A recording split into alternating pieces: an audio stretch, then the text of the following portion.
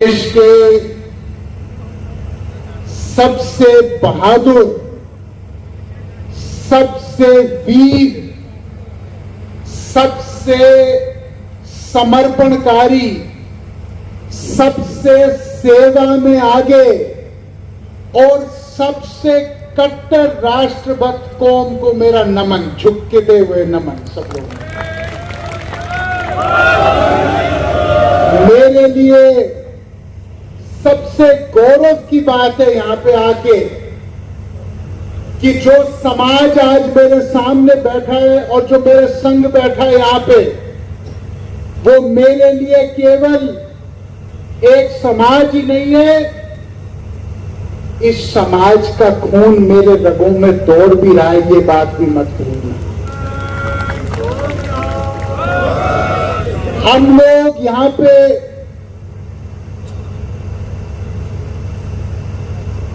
इसलिए इकट्ठा हुए हैं ताकि जो सिक्खी का संदेश है कि हर गरीब, हर मजलूम, हर मजबूर, हर कमजोर आदमी की रक्षा करना और साथ साथ हर जुल्म के सामने एक दीवार की तरह खड़ा रहना, ये दोनों चीज का संदेश आज सब लोग यहां देने के लिए आए।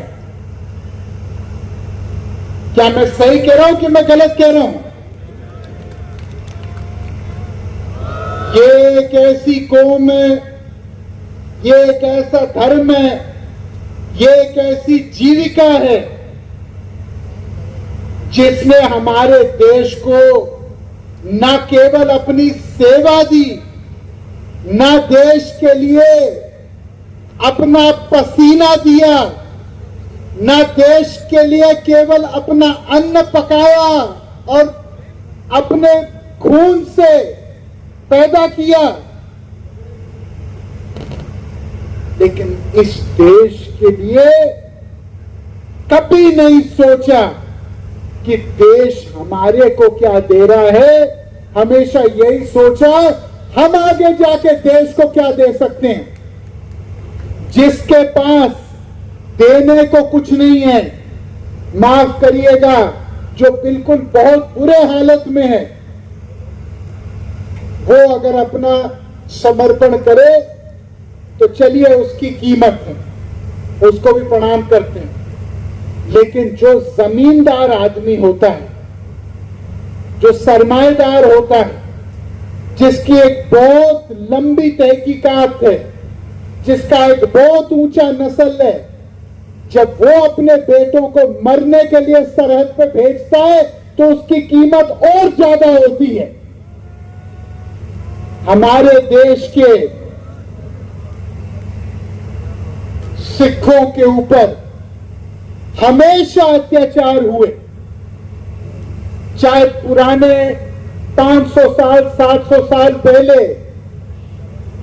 पंजाब के ऊपर हमले पर हमले हुए, तब भी इस कौम के ऊपर कोई बहुत बड़ा आशीर्वाद है कि ये कौम कभी ना झुकी, ना ये कौम कभी बिकी, ना ये कौम कभी डरी, ना ये कौम कभी पीछे मुड़ के इसने देखा।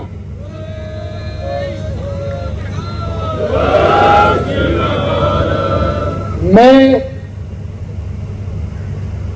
जब चुनाव लड़ा, वो बातें बहुत मामूली, तो उसका जिक्र मैं नहीं करना चाहता,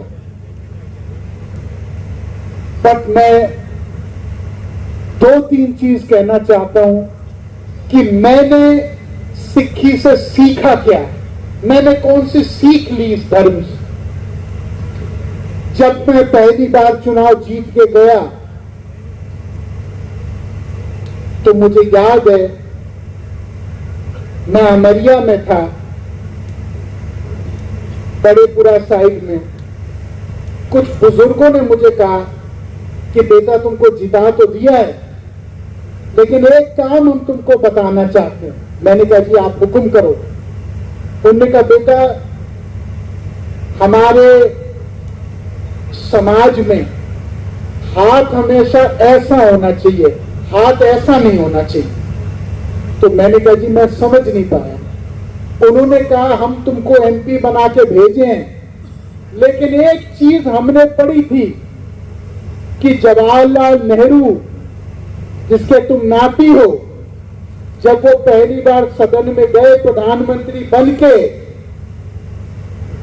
तो उन्होंने कहा कि मैं 1 रुपए तनख्वाह लूंगा प्रधानमंत्री के, उससे ज्यादा मैं नहीं लूंगा, बाकी मेरा पैसा देश में बांट देना जहां जरूरत है। और वो मेरे बड़े बुजुर्ग ने मुझे कहा सिर पर हाथ रख के कि बेटा उन्होंने तो 1 रुपए लिया, हमारे दिल की आवाज ये कि तुम 1 भी रुपए ना लो। इसलिए इन 15 साल में जो आपने मुझे 2 बार जिताया, सुल्तानपुर से 1 बार मैं चुनाव जीत के गया, मैं अकेला सांसद हूं। आपके आशीर्वाद से और आपसे सीख के मैंने 1 रुपए भी कभी सांसद की तनख्वाह नहीं दी। और हर महीने जिस देश के किसान ने आत्महत्या की, उसके परिवार को मेरे सांसद के तनख्वाह का चेक सीधे चला गया संसद से। आप में से बहुत सारे लोग इस बात को जानते हैं।